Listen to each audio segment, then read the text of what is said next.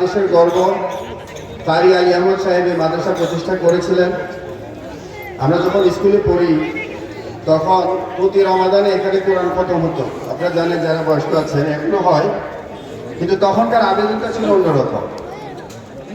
হাজার হাজার মানুষ বিভিন্ন জায়গা থেকে ছুটে আসতো সেই কোরআন খতমের মাহফিলে। উনি অত্যন্ত পরিশ্রম করে মাদ্রাসা প্রতিষ্ঠা করেছেন এবং বাংলাদেশের আপামর ছাত্র জনতার আরবি শিক্ষার মাধ্যম হিসাবে কওমি মাদ্রাসাগুলো বাংলাদেশে অত্যন্ত প্রধান ভূমিকা পালন করে যাচ্ছে।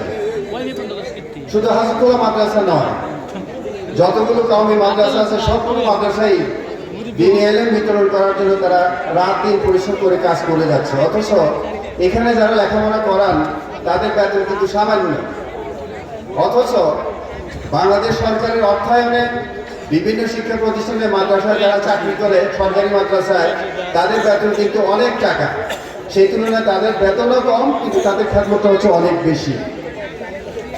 বলতে গেলে এখনো বাংলাদেশের অলিতে গলিতে যারা কোরআনের আলো বিতরণ করে যাচ্ছে, আলো ছড়িয়ে যাচ্ছে, সেই সমস্ত প্রতিষ্ঠানগুলোর ভিতরে কওমি মাদ্রাসাগুলো হচ্ছে অন্যতম। আলহামদুলিল্লাহ, হযরত খোলা মাদ্রাসা তার সে ঐতিহ্য ধরে রেখেছে, উত্তরোত্তর তার সমৃদ্ধি আনয়ন করছে। মানুষ মাদ্রাসাতে তাদের ছেলে মেয়েদেরকে দিয়ে তাদেরকে কোরআন শিক্ষার সুযোগ করে দিচ্ছে। এই জন্য আল্লাহর কাছে শুকরিয়া আদায় করছি এবং বিশেষ করে যিনি মাদ্রাসার প্রতিষ্ঠাতা আমার সম্মানিত জ্যাঠা কারি আলী আহমদের জন্য আল্লাহর কাছে দোয়া কামনা করছি। আল্লাহ যাতে এই উসিলা তাকে জান্নাতুল ফেরদাউস নসিব করে দেন। সাথে সাথে যারা মাদ্রাসার জন্য আগেও প্রচেষ্টা চালিয়েছেন, এখনো চালাচ্ছেন, সকলের জন্য আল্লাহ রাব্বুল আলামিন যাতে যা যা দান করে সেই জন্য আল্লাহর কাছে দোয়া কামনা করছি। এরপরে আমি দুটি কথা বলে আমার কথা শেষ করছি। প্রথম কথা হলো, বর্তমান এই যে অন্তর্বর্তীকালীন সরকার শিক্ষা ব্যবস্থা পরিবর্তনের জন্য কাজ করছে, আমরা সেখানে কন্ট্রিবিউট করার চেষ্টা করছি বিভিন্নভাবে। যদিও বিগত সরকার আমাদের শিক্ষা ব্যবস্থাটাকে একটি ফ্যাসিস্ট শিক্ষা ব্যবস্থা হিসেবে পরিগণিত করেছিল। ছাত্রছাত্রীদেরকে শিক্ষা দিত, ছাত্রীদেরকে শিক্ষা দিয়ে কিভাবে আলু ভর্তা বানায়, ছাত্রদেরকে শিক্ষা দিয়ে কিভাবে হাল চাষ করে। এটা হচ্ছে আমাদের দেশের শিক্ষা ব্যবস্থাকে ধ্বংস করার জন্য একটি গভীর ষড়যন্ত্র ছিল। আমাদের একটি পার্শ্ববর্তী রাষ্ট্র তারা চায় না এই দেশের জনগণ, এই দেশের ছাত্রছাত্রীরা সঠিক শিক্ষা গ্রহণ করে নিজের পায়ে দাঁড়িয়ে দেশ ও জাতির উন্নতি করুক, এটা তারা চায় না বলেই আমাদের শিক্ষা ব্যবস্থাকে ধ্বংস করার জন্য তারা এই চক্রান্ত ষড়যন্ত্র করেছিল।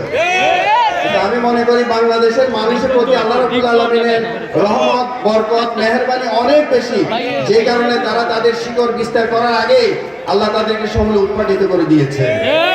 সম্মানিত উপস্থিতি, এই জন্য আমি বলবো যে মাদ্রাসাগুলোর ক্ষেত্রে তাদের যে কারিকুলাম আছে, শিক্ষা ব্যবস্থা, সেখানে একটা পরিবর্তন আনা দরকার।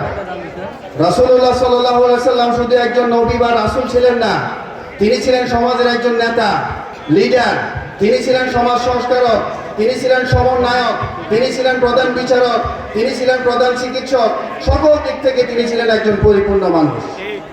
সেই জন্য আল্লাহ রাব্বুল আলামিন কোরআনে বলেছেন, লাকাদ কানা লাকুম ফি রাসূলিল্লাহি উসওয়াতুন হাসানাহ, তোমাদের জন্য আল্লাহ রাসূলের জীবনেই রয়েছে সর্বোত্তম আদর্শ।